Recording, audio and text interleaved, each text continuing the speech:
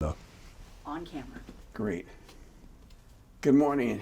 Today is December 4th, 2017, and my name is Dr. David Taylor, and I am with the Association for the Study of African American Life and History.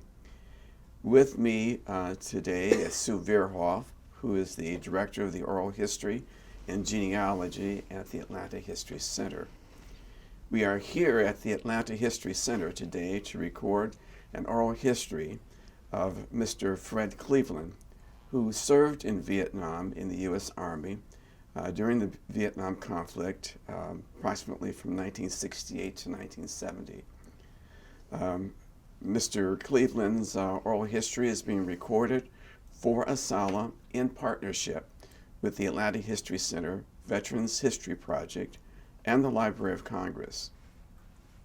Mr. Cleveland, we are honored to have you with us today, and thank you for agreeing to participate in this most important project. To begin with, I need for you to state your full name and your date of birth. Okay. Yeah, my name is Fred Cleveland. Date of birth is December 6, 1948. And where were you born? And I was born in Philadelphia, Pennsylvania. Okay. My parents migrated to Philadelphia from places like Fort Lauderdale, Florida, and Waynesboro, Georgia. Okay. And for the record, your parents' names? My mother's name was Gertrude Cleveland, Green Cleveland. She was a daughter of a minister in Burke County, Waynesboro, Georgia. And my dad, whose name was Fred Cleveland, was born in Fort Lauderdale, Florida, and migrated to Georgia, where he met my wife, met my mother. And they married. And he came to this area following his brother, since he came to up north following his brother for opportunities. What did your father do for a living? My father was a trackman for the railroad and had worked on a farm, had about a third grade education. Could not write too much more than his name, could recognize street signs quite naturally. They called it moving on mother with. You know, gathering the faculty of direction and things that black folks used to do back in those days. They would pose questions to get to the next direction and the like. And so he had the ability to drive all over the country and maybe stop for directions, recall those directions, follow them, and move on. And so he was able to drive from Florida, Georgia, all the way up to New York City and to Philadelphia, where we wound up living. Worked for the Pennsylvania Railroad that enabled him to have a pass to allow his family to travel for free. It was a great benefit. And he was responsible for getting a lot of my family from the Georgia and Florida area up north to Baltimore, Washington area, to Philadelphia, and to New York. How did your mother support the family? My mother was a housewife most of the years, though she graduated high school and also went to Lane College in Augusta. Lucy Laney, she went to Lucy Laney and to a small college in Augusta for what they called Augusta Normal School, and I can't think of the name of the college there, but she attended for a while and did some teaching. And I'm second oldest. My sister is Margaret, 2 years older than I. I have two younger sisters, Frances and Gertrude, who is named after my mother. And there was four of us, three girls, and I was the only boy. How was it like growing up in the context of your family in Philadelphia? We enjoyed it. We had a pretty good sense of community in where we were. We lived in West Philadelphia, and we always dealing with a menial existence from working class families. We had the fortune of being able to go to public school there and be taught at that time by very dedicated teachers, some African American, some were not. Those that were not were primarily, I recall, as the greater teachers would being some very dedicated, determined souls. They were Jewish teachers that were a great impression. What was the expectation for you then, as a black male, on the verge perhaps of graduating from high school? What kind of road signs or directions were you provided to kind of discern what you were going to do in life? Well, I was a pretty bright student. I also, thanks to my association with the church and organized sports, even though the true-to-life experiences of living in the inner city, we really embraced any points of success that any of us locally would have. People in our community that were experiencing such a thing were people like Wilt Chamberlain. And he went to a rival high school than I, and was probably the most noted professional athlete figure of that time. So I assume it sounds as if you had athletic ability. Yes, I did. And it really started itself with us being able to be involved with some teams, children's teams there, and some good people from a little church on the corner there called Community Baptist Church, and the deacons in that church there that spent some time with the young fellows who were playing baseball in the yard of the church, and decided to develop a team for us. And we certainly embraced that effort. The other side of that was the excitement that my dad, who was a very determined spirit, very dedicated, and very religious. Some of the wholesome qualities of people in general, but specifically African American folks, that the common thread of their existence was their faith.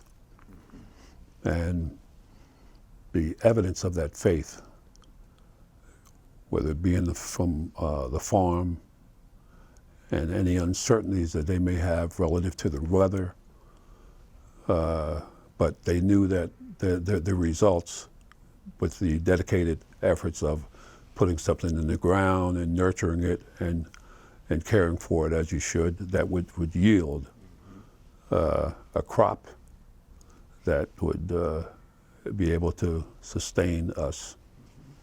And amazing things have come from that farm experience. I've seen where the next generation has become doctors and scientists, educators, and carpenters. And is it safe to say then the expectation was set that, given the background that you have had, that you were expected to do something with oh your yes, life? oh yes, yeah. So going forward, how did that translate to going to college or into the workforce? Yeah, well, as far as going to college, I played high school football and ran track and excelled in football. We began that effort with what Bill Cosby used to say, as far as playing sports in the streets, is throw me a pass, I'm going out to the green Chevy on the left side. You know, and we played football in the streets rather than on an organized field. We were from the concrete, we had the concrete jungle experience there. We didn't play on real fields. And so when we had an opportunity to do that, the excitement was such a level that you really marveled at, to the point that you performed so much better. But it was out of desire that we were able to transfer those athletic skills and the opportunity and the promise that would present. And so I wound up with a couple of college scholarships. One was at St. Olaf College in Minnesota, which I did not take. The other one was at Texas Christian University, which I didn't take also. Because at the time that occurred, my father, who worked for the railroad, was involved with a strike of the Railroad Workers Union. And my dad, with minimal income coming in, reverted back to what he knew best, and for an alternative job. And he engaged himself with working on a farm labor bus, going out to the farms of New Jersey from Philadelphia, picking tomatoes and other things to supplement his salary. And so I could not, and being a strapping young athlete student, I didn't want to take those positions in town, out of town. I elected to go to Temple University in Philadelphia to have an opportunity to go to school Excuse me, I'm sorry. and also work part-time to assist my family in being able to meet the needs. And that's what I did. And so, but I also had this athletic ability, and I played at Temple, on Temple's team one year, and then I went out and played with a group at the Delaware Valley Football League, which is a semi-pro football league, and continued to go to school there. And a couple years later, got invited to the Baltimore Colts training camp, and played tight You said end. invited to someone see you and say, Yeah, they had scouts that were going to the semi-pro games looking for players. And it was an interesting group of guys that played. I recall having a middle linebacker who was 54 years old that played in that league for the love of the game. And by the grace of God, he was able to keep himself healthy playing that. But, you know, that was the effort of which we were dealt with. I had gone to West Philadelphia High School, which had standout basketball teams and a marginal football team. But I was an outstanding football player, and one of my teachers there had graduated from Syracuse University. Just so happened to have been a friend of Jim Brown. And the Cleveland Browns played the Philadelphia Eagles a game, and Jim Brown had come in on that Sunday and scored, I think he scored 4 touchdowns in the game. And he came in, stayed over, and came to our school and gave me an outstanding athlete trophy award. And I was sort of smitten by the opportunity to play football no matter what I did. And I was also in the band, in the orchestra, and I also sang. I was inspired by some very dedicated teachers in the music department that would spend the time with students teaching them to play the trombone and the trumpet, of which I played, and to involve themselves in choral music. And I thought that was just wonderful. And so those things became my little background. And from middle school to high school. And so I went on and had this opportunity to play professional football. And all of a sudden, I was invited to come into the military. Explain the invitation. And the invitation was that I was drafted into the military, and this was during the Vietnam era. And what year was that? This was 1968. Okay, so you were drafted in 1968? Yeah, drafted in 1968. And I was to serve a 2-year term, of which I did. And what was your military occupational skill? Yeah, my military occupational skill, I was a specialist in artillery and missile. I was a specialist in artillery and missile mass fire coordination, masking the fire of those weapons to a target source. And I was assigned to what's called a Target Acquisition Battalion, of which they had only two in the Army at that time. One in Vietnam, working quite well, and the other was in Europe, with the Allied forces in Europe. I happen to have been assigned to the European forces ever in the United States Army Europe in Bamberg, Germany, and they trained artillery and missile soldiers and also officers in a place called Grafenrohr, Germany. Let me back up just a bit. When one goes into the military, one takes an IQ test, Yes. more or less. Yes. And that determines where they will place you Yes. relative to your aptitude. Yeah. And so I'm assuming you took the test.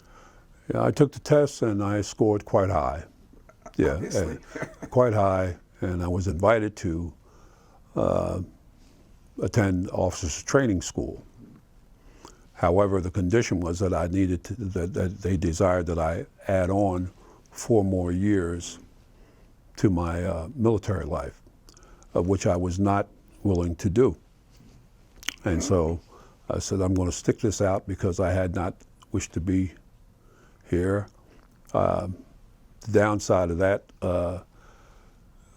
was that I had made the team in Baltimore.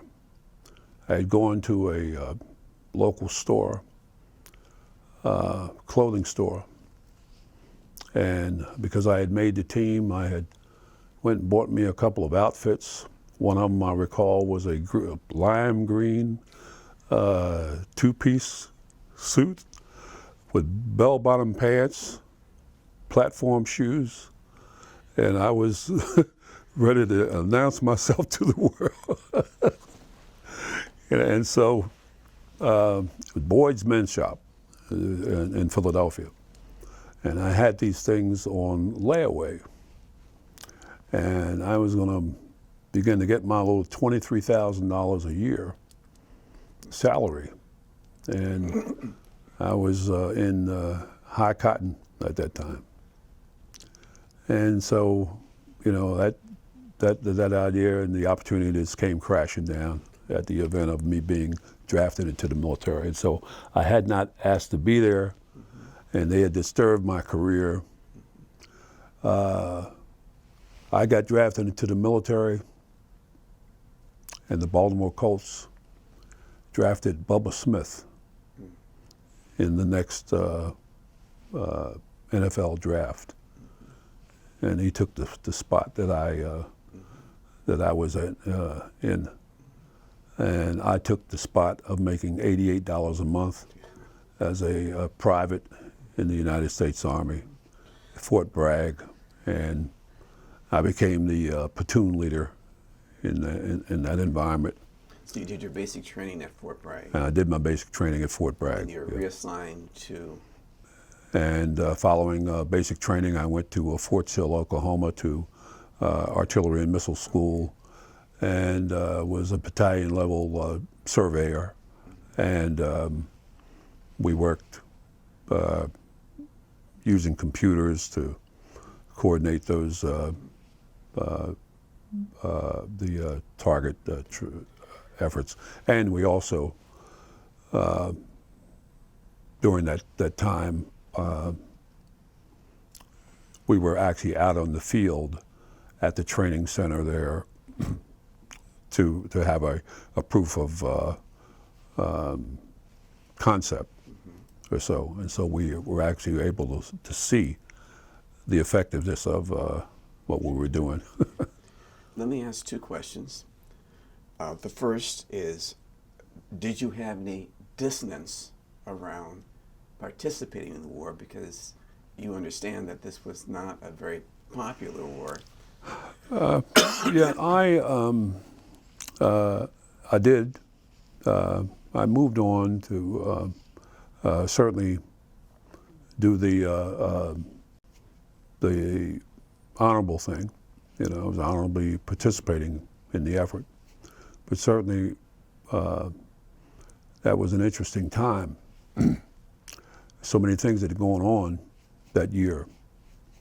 1968 was, and on the military side, there was the Tet Offensive, which was a significant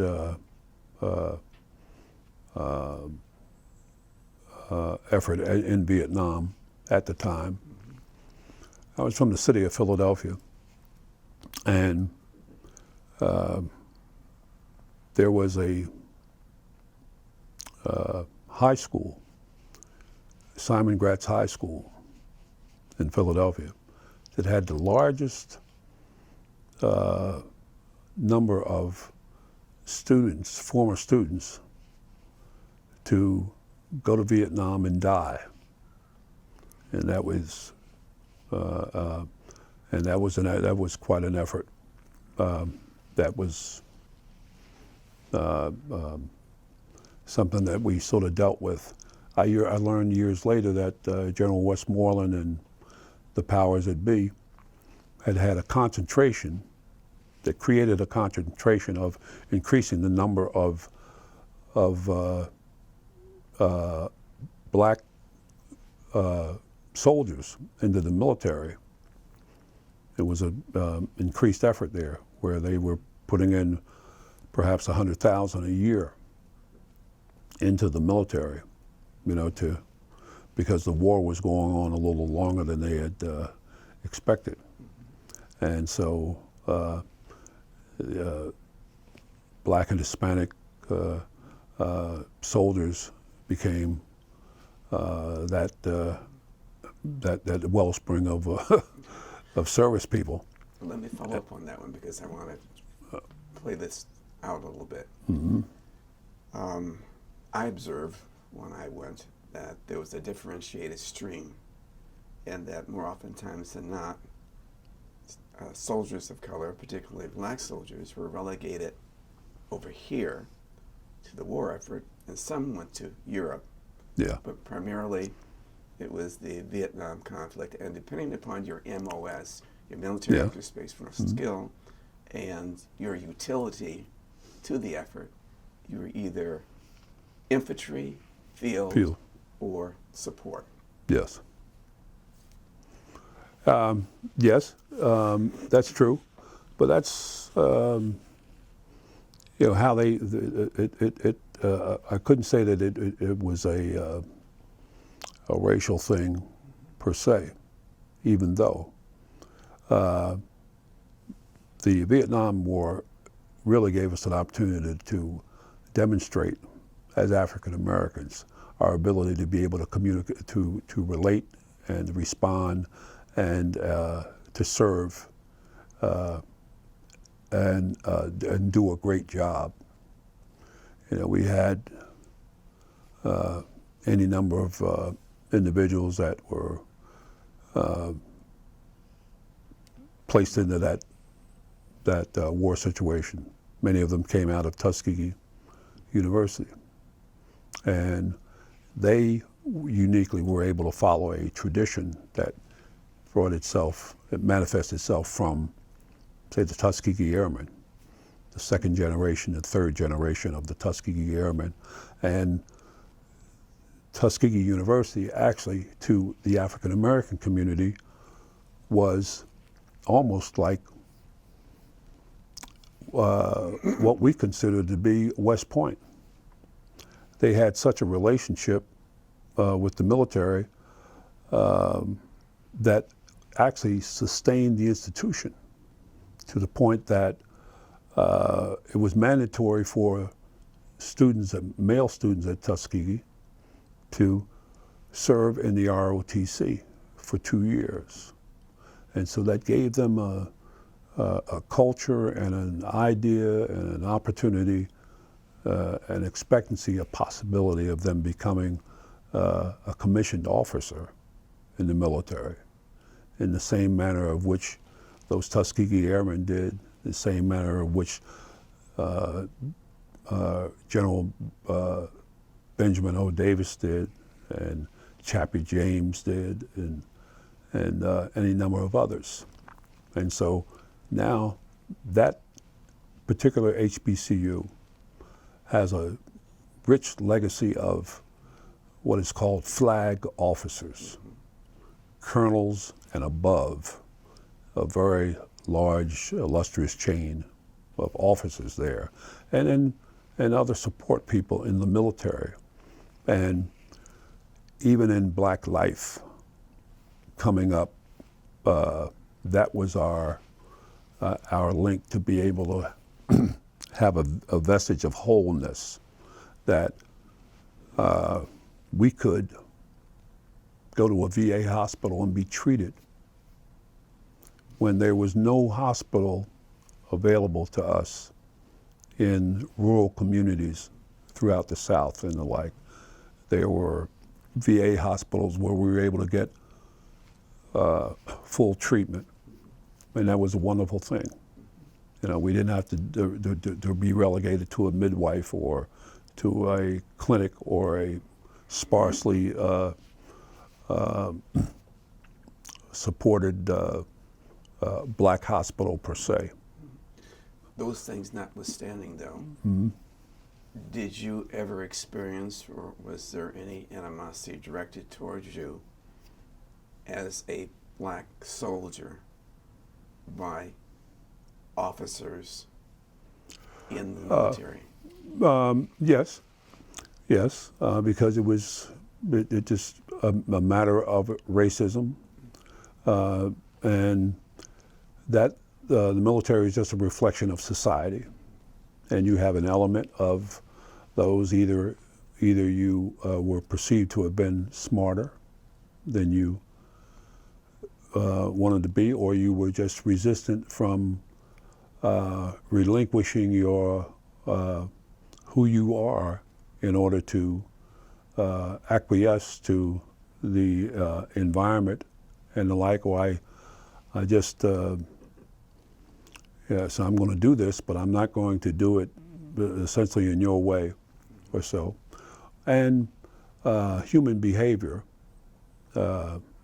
is such that when you have a clashing of these personalities, that you that it comes up in the workforce, it comes up in the corporations all the time.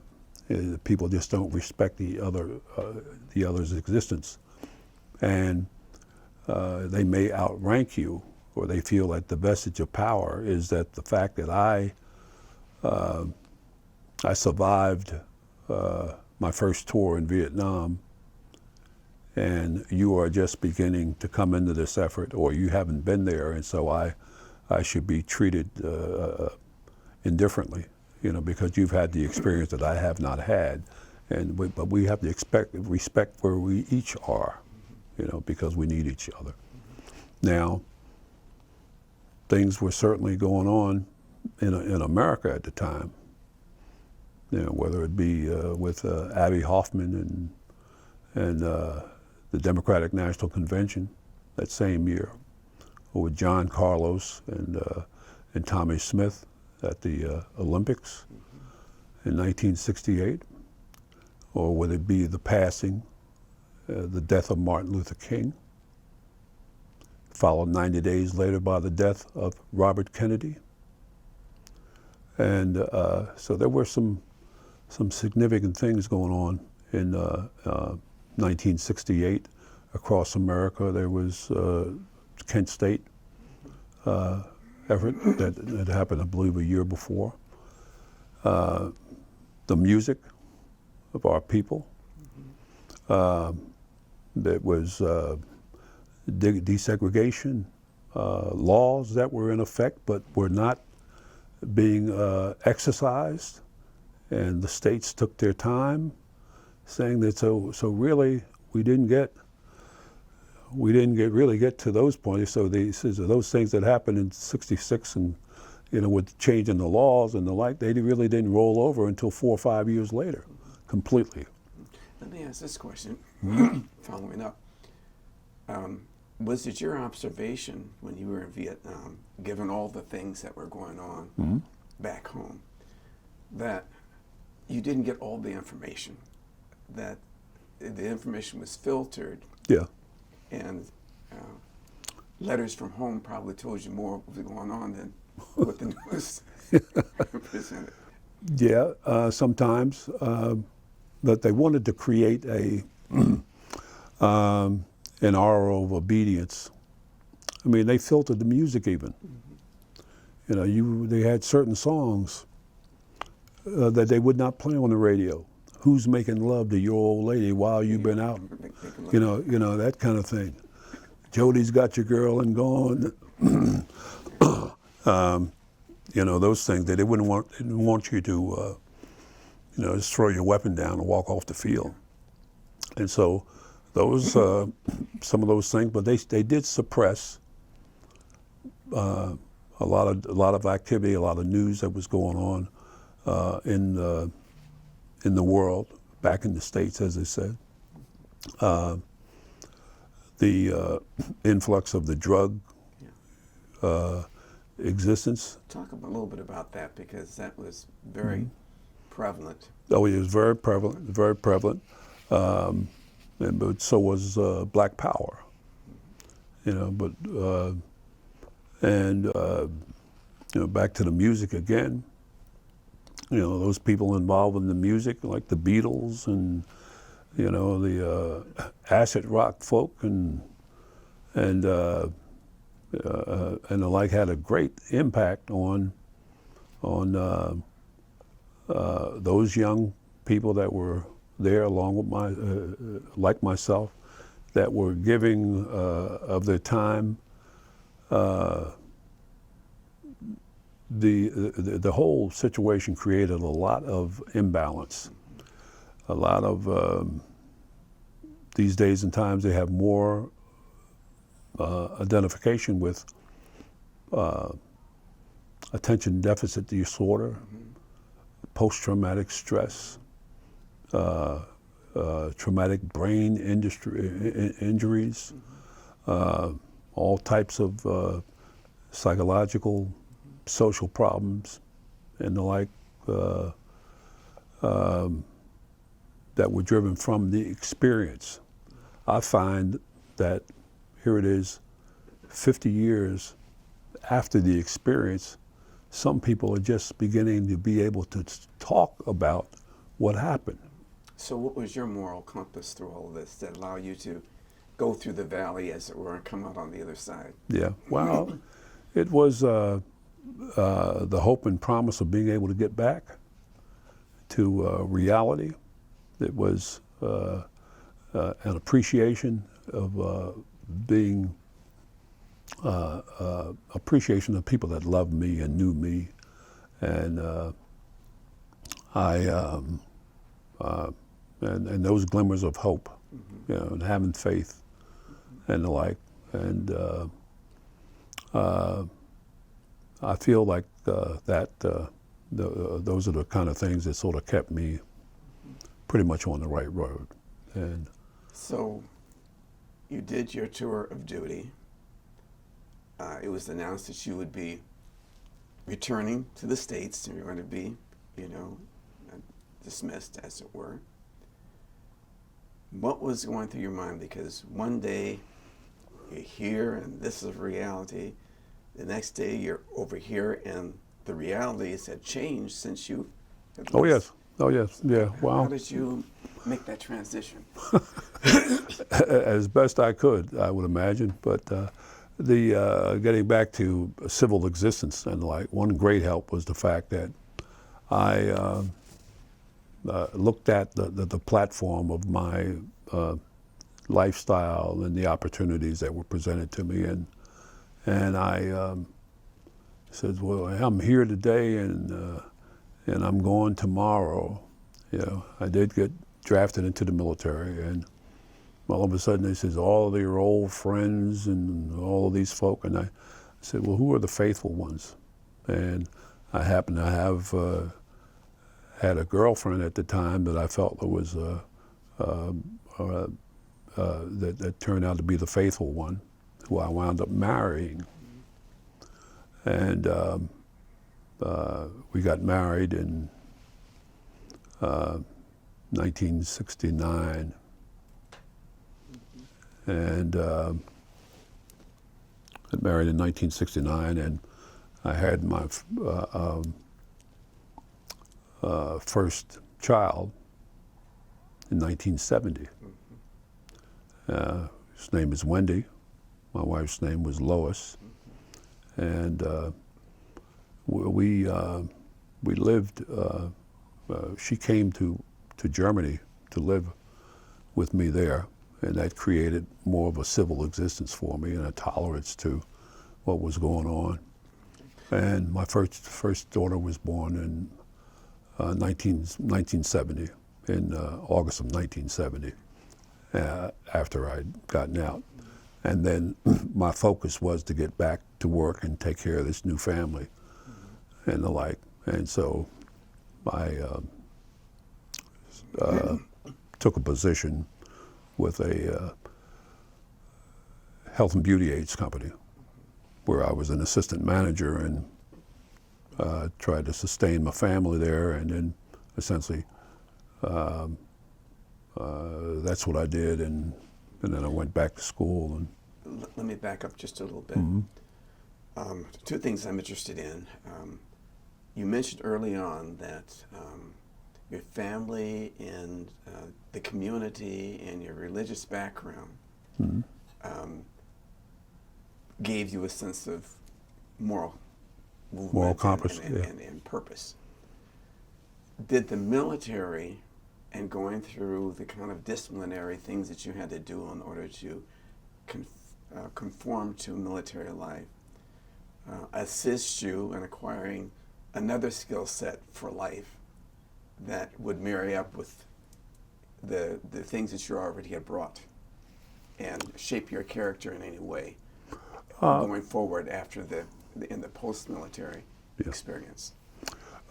Yes, they did, because basically the military responsibilities and community were a corporation, an organization that had to run at a level, that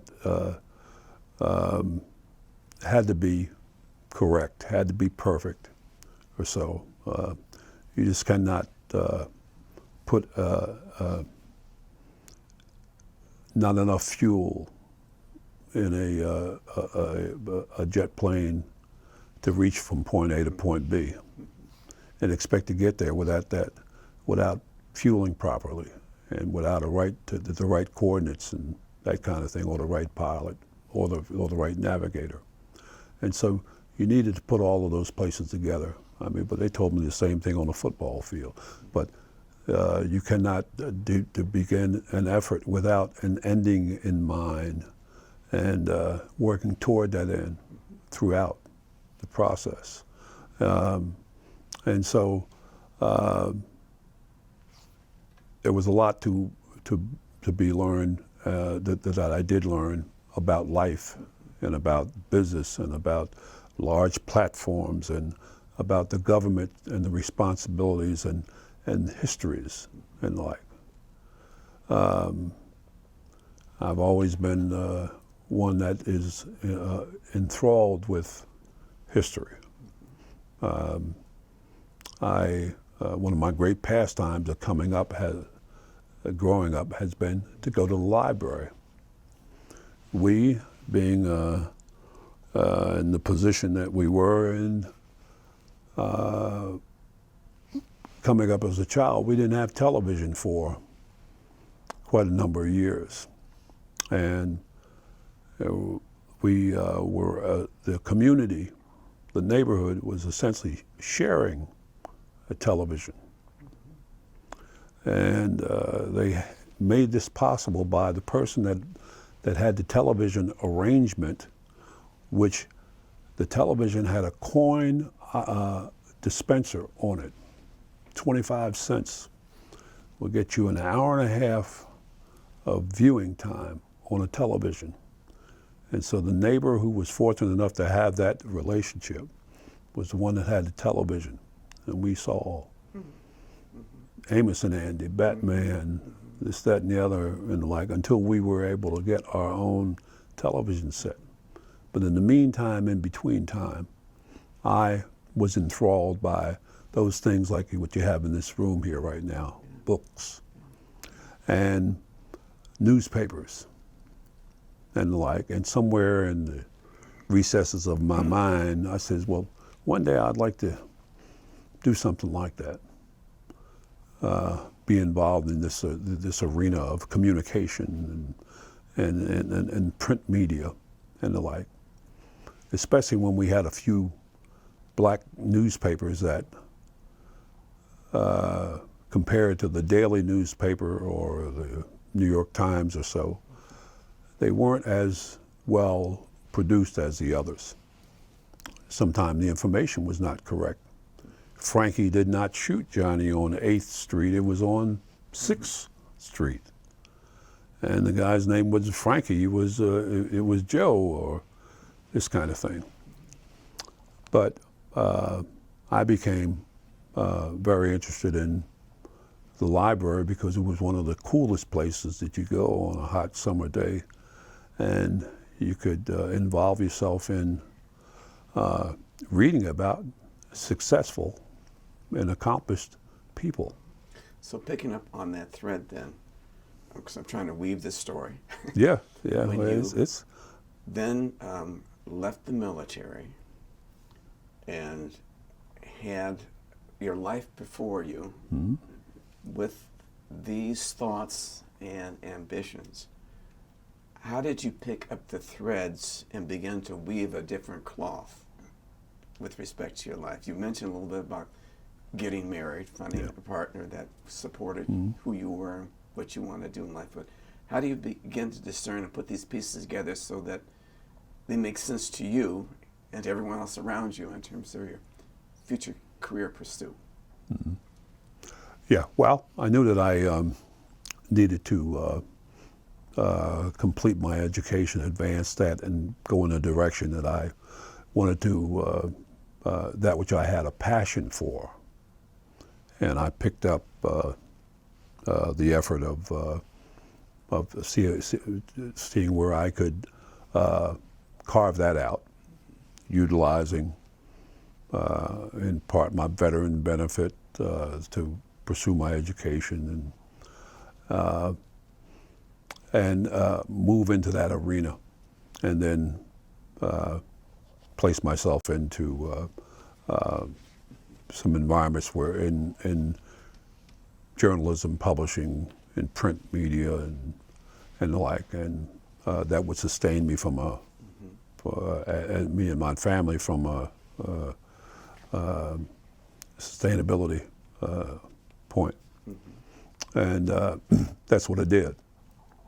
And so, because I had beyond myself, I had responsibility now. So I did delve back into the professional sports arena. But at the time that I did, I wound up with a little injury or so. And in 1972, I had to give that up. So But which team was this? that was with the Denver Broncos. Okay. Yeah. And so throughout that effort, I was looked at as a role model and as an athlete, and was always willing to share with young people my experiences and attempting to be a positive example. I used to speak to young people about values clarification topics and getting along with each other, getting along with people from different backgrounds and the like. Ran into the gentleman who became a dear friend of mine, lifelong friend of mine. His name was Ralph Stevenson, who went to, was a graduate of Cheney University and was a teacher. And Ralph had a group of characters that he wanted to produce. And he had met a gentleman who was an illustrator, illustrator and cartoonist. This gentleman had created these characters for him. And we felt that we could put these positive messages into this little comic workbook effort here, using these characters, and share this with the young people that I was meeting. As I had done, I had sort of transitioned from some YMCA work back in the day, and being involved in the high school YMCA programs and the like, and just being involved in the community, and so we created a group of characters called Quadrus and his friends. The artist that did the characters was the same artist that did Bill Cosby's Kids, Fat Albert and the gang.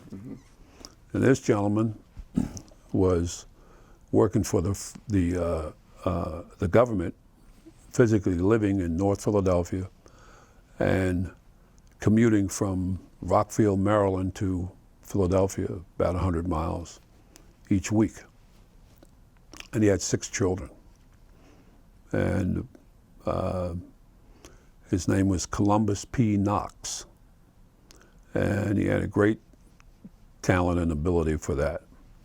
But he had his steady Eddie with the government there taking care of his children.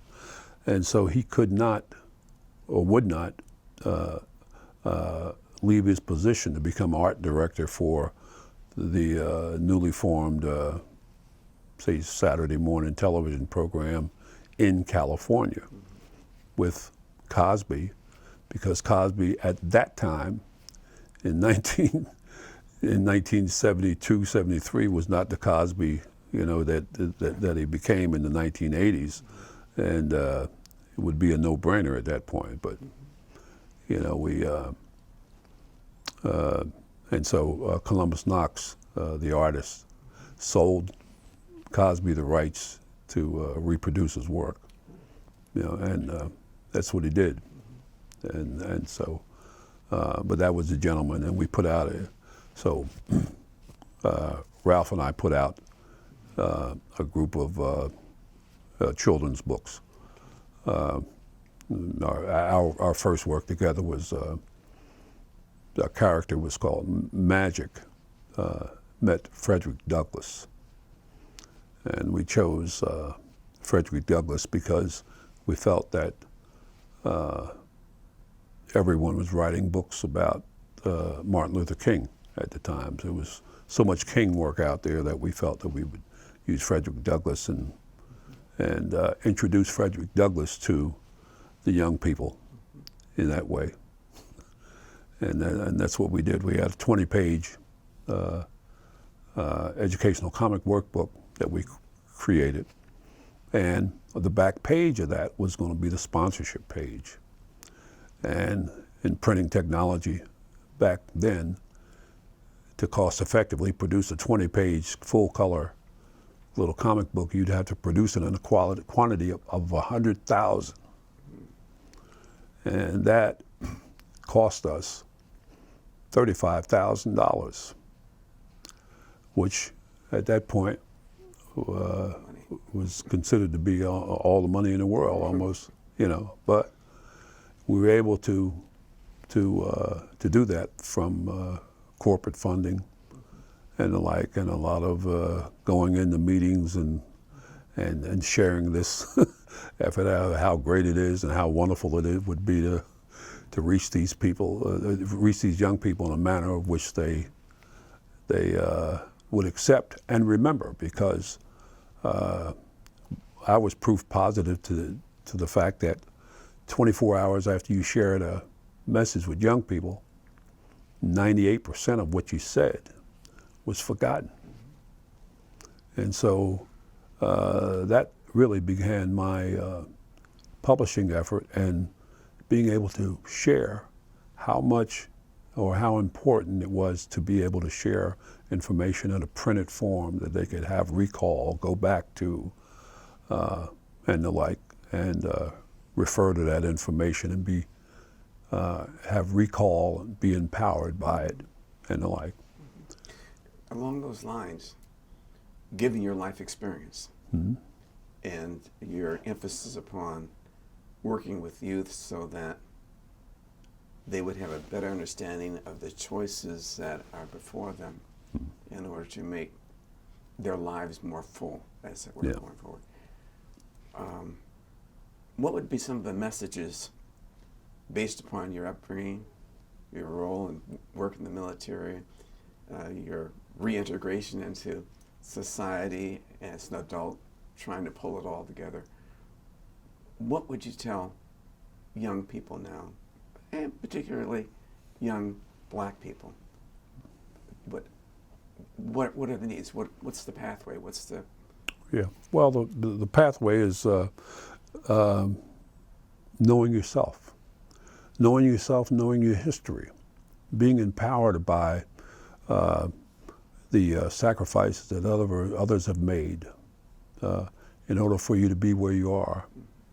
Be empowered by all that has gone on and to make this opportunity possible for you.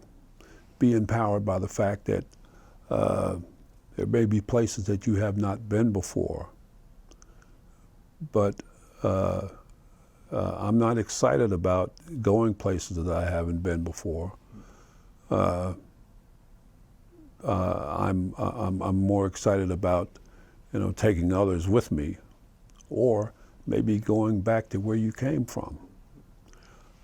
these days and times, I'm more excited about being able to share with as many people as possible the need to go back to Africa and connect with an African origin of which you've been separated from for over 400 years, and be connected with an opportunity where you can bring your talent and your ability back to an environment where that you can really make a difference. All you can do in life is be able to make a difference and be an example. This is two of the greatest things that you can do in life. And so if I have the audacity to be able to bring a talent, an ability, a technology, a point of communication, a level of education, enlightenment, a furtherance of the findings that we have here that can work on AIDS or malaria epidemics, or being able to clean up the water there, so that they can drink it. Or to say, well, maybe we'll have fish farms and we can raise fish in water that is controlled, that will allow you to have a better fish rather than one that would have a high mercury content or other, maybe disease-ridden or something like that, because you don't know how to utilize proper waste disposal and things like that. And he says, well, okay, well, we're polluting the water by throwing throwing this into the stream and the like, and so they go out a little further, and they go out further, and they get the fish out of that end of the water, but it's the same water, and so consequently, the African brother and sister, or in other third world countries, may not live as long as we do. Just little things like that. Or being able to have what we call an American quality house built, of which they are set in their ways, thinking that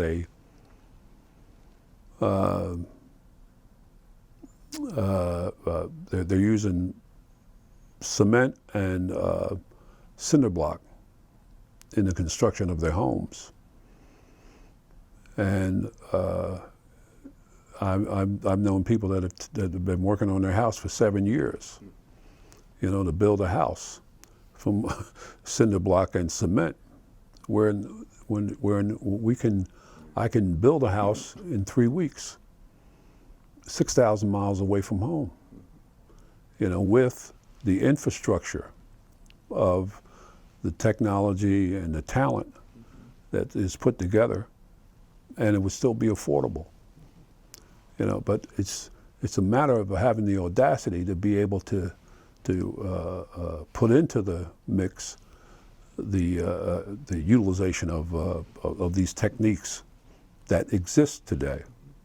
And so I've always been a person that's trying to make something out of make something better out of a condition, bettering a condition, a situation. So, solution provider. The old adage is that hindsight is 100%. Yeah. What would you have done differently, if anything, relative to the experiences that you have, in order to bring you to the perspective that you're now sharing? Well, as far as differently, I would consider a more concentrated effort on you weigh one over the other. So I says, well, I may not have stayed in a particular job or two, opposed to moving on. So sometimes you can stay a place too long, stay in a place too long or hold on to an effort there, but you have to move, and you have to do, and you have to be in order to get the results. It's not just not possible for you to remain where you are and expect a different result. And so you have to go for it. You have to do it, and that's pretty much what I would. Hopefully, I answered your question. So as we kind of wind this interview down, I'm trying to get a sense of what final words would you have relative to your, again, career and the military, and how would you wrap this up? See, I wrap it up by saying we need to continue. But basically, I says, well, if we can equip yourself to be the best self that you can be, if you can share that which you have, and as I said it earlier, you want to be able to make a difference in someone else's life, and that's going to be enriching to you. And it's just amazing what you're able to do if you put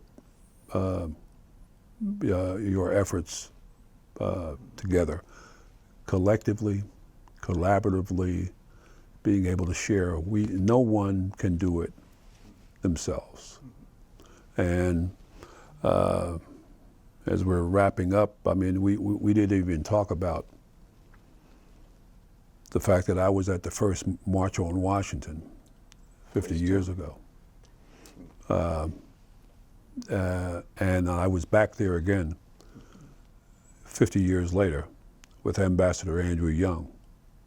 And the wonderful thing about my business and publishing, and the road that I've been on, that has allowed me to be able to produce about 300 books in my career, is that I've served 5 different Martin Luther King associates in my day, to include Ambassador Young, William Augustus Jones Jr., who's passed on, Dr. Harold Carter, who was the associate pastor at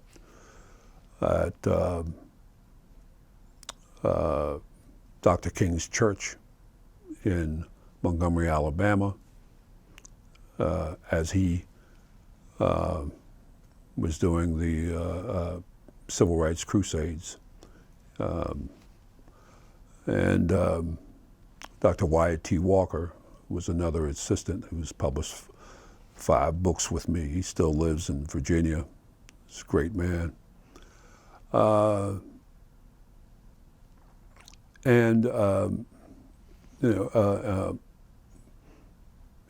I was there in Washington, D.C. on August 28, 1963. My family was with me. We had left Augusta, Georgia on a train overnight from Augusta to Washington. We changed trains in Washington, D.C. to go back home to Philadelphia. And the layover was about three hours. And we were in Union Station. And the station was pretty filling up with people, and from Union Station you can go out to the end of the door there and see the Mall of Washington, D.C., filling up with people, and had an opportunity to see Martin Luther King and Ralph Abernathy and a cadre of news people come along, and as King would do, and we were some of the few black folks that were sitting there with my dad and mother and my 3 sisters and myself.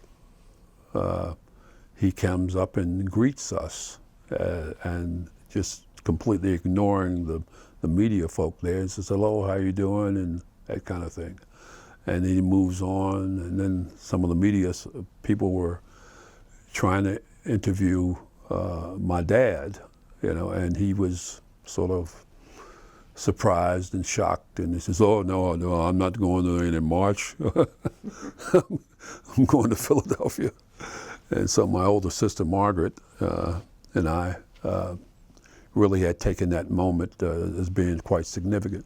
Mm-hmm. And so that train came in about an hour and a half later, and we got on that train and came on into 30th Street Station in Philadelphia, got in a taxi cab and came on back home, turned on the TV that we had. This was 1963, see, we had a TV by then.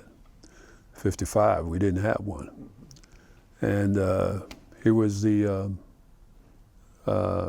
big gathering there and the I Have a Dream speech.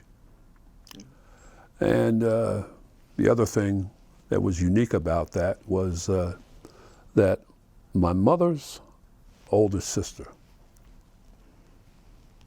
had a son who, his name is Leroy Wesby. He still lives in Detroit.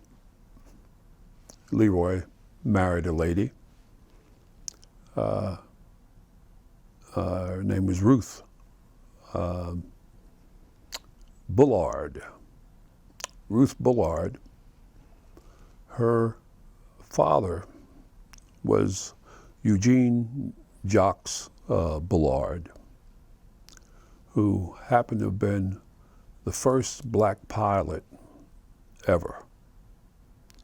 And he was in World War I. And he flew for the French Army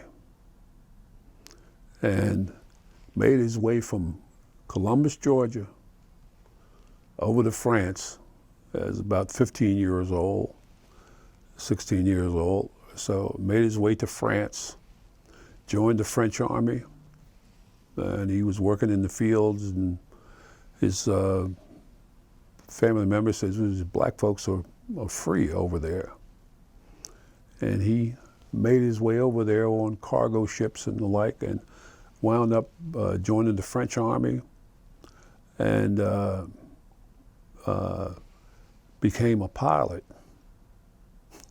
and flew in World War I, and wound up living in Paris, living in France after the war, and was a sort of local hero and the like, and from his military days to after the war, became a restaurant and nightclub owner there, and entertained a number of black entertainers, and Richard Wright and a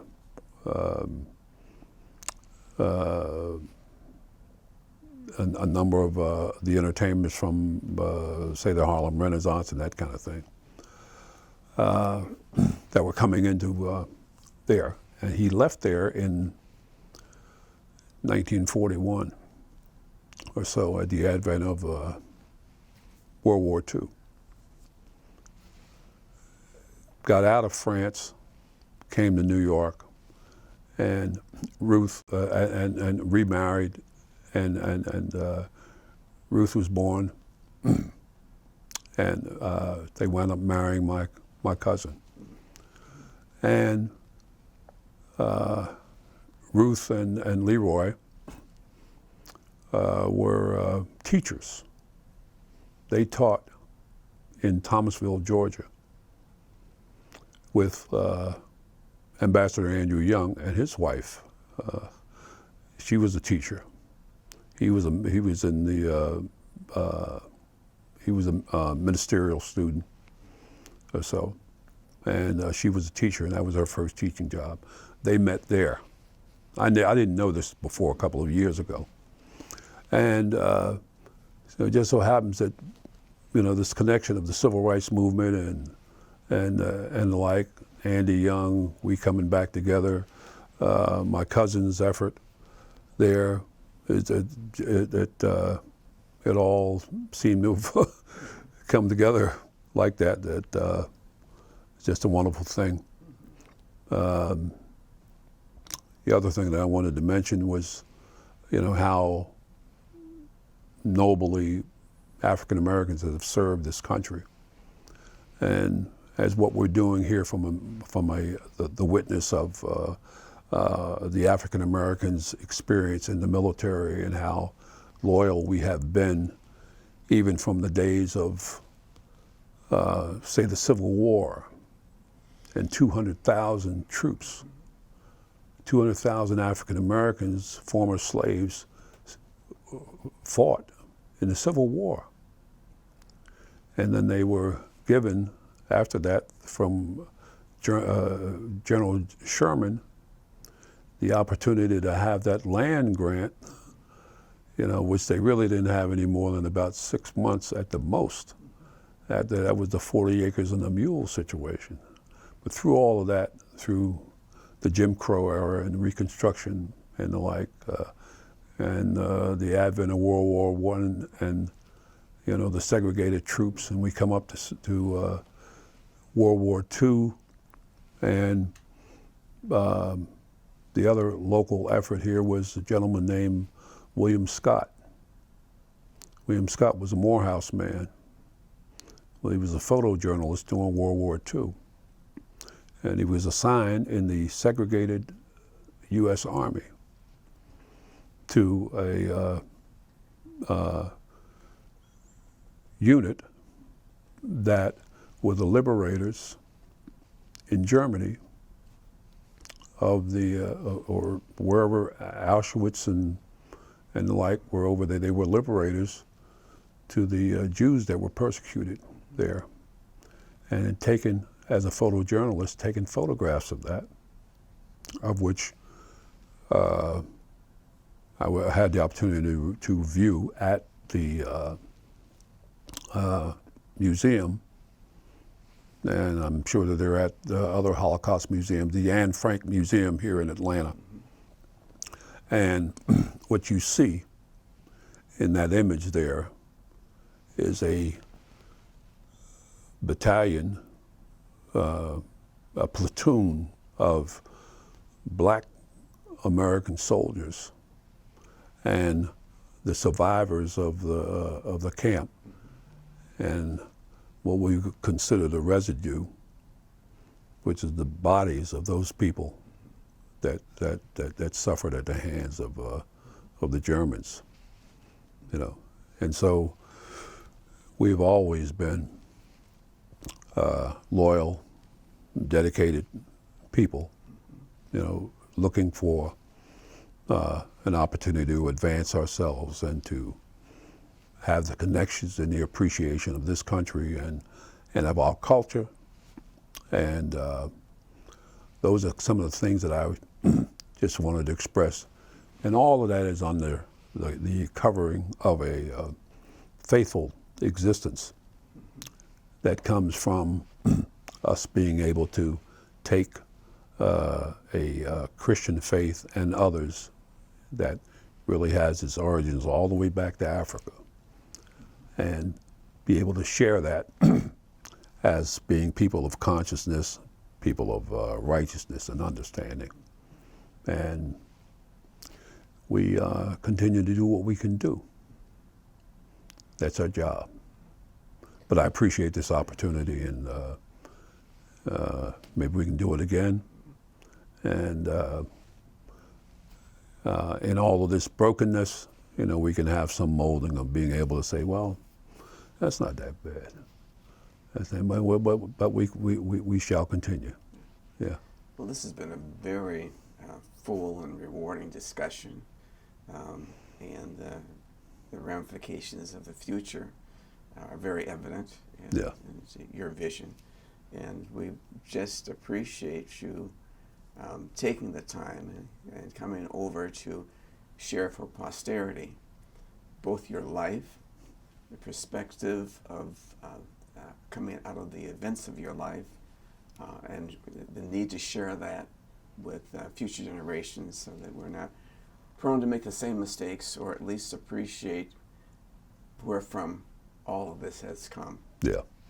And upon whose shoulders we all kind of sit and enjoy the fruits of what we have. Yeah. I thank you, sir, and with that, I think we will bring this discussion to an end. Thank you. Thank Appreciate you. Thank Thank you so very much. much. Thank you. Thank you for coming. Mhm.